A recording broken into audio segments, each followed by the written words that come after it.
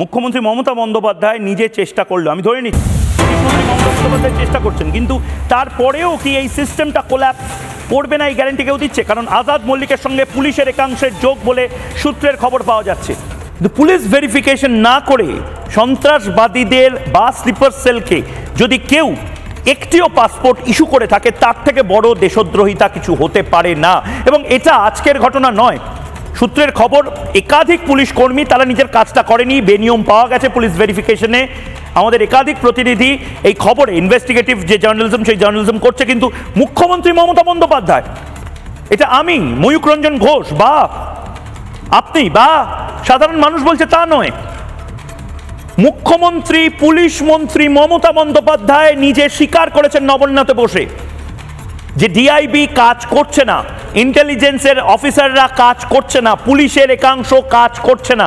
এর থেকে মারাত্মক সাবমিশন বা কনফেশন হতে পারে না। Rajiv, you have to take a strong step for DIB.